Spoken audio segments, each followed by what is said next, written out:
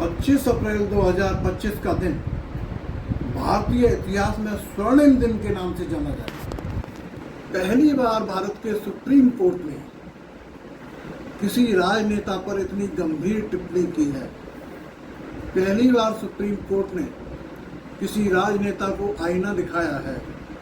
पहली बार supreme court ने किसी राजनेता को उसकी सही औकात बताई है। पहली बार सुप्रीम कोर्ट ने अपने अधिकारों का सही इस्तेमाल किया है। मैं बात कर रहा हूं राहुल गांधी के संदर्भ में। राहुल गांधी की भारत जोड़ो यात्रा जब चल रही थी तो राहुल गांधी ने महाराष्ट्र के दौरे में वीर सावरकर के बारे में अशोभनीय और अवांछित टिप्पणी की, जो राहुल गांधी जैसे नेता को नहीं करनी चाहिए थी।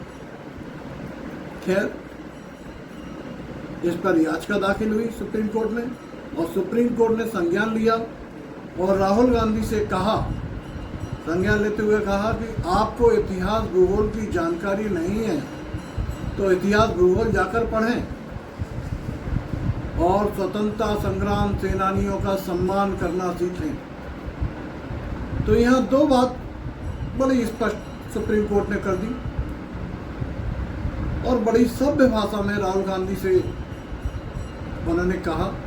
लेकिन अगर गहराई से देखा जाए तो राहुल गांधी की इससे बड़ी बेइज्जती कोई नहीं हो सकती। इस एक टिप्पणी के माध्यम से सुप्रीम कोर्ट ने राहुल गांधी की एजुकेशन, उनके दिमाग, उनकी सोच, उनके रहन सहन, उनकी भाषा, सब पर एक सवाल उठा दिया है। सुप्रीम कोर्ट ने दो बातें अहम कही।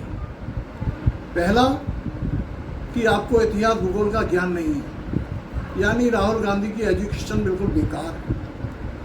दूसरा, राहुल गांधी को सलाह दी कि आप स्वतंत्रता संग्राम सेनानियों का सम्मान करना सीखें।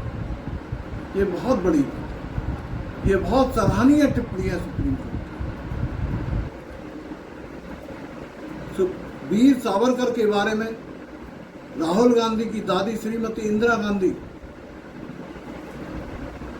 पहले ही कह चुकी हैं कि वीर सावरकर हमारे देश के एक महान सपूतों में से एक थे। तो राहुल गांधी को वीर सावरकर के बारे में कुछ कहने से पहले अपनी दादी का इतिहास याद कर लेना चाहिए था, अपनी दादी की बातों को याद कर लेना चाहिए था। श्रीमती इंदिरा गांधी ने वीर सावरकर की याद में एक डाक टिकट भी जारी कराया था।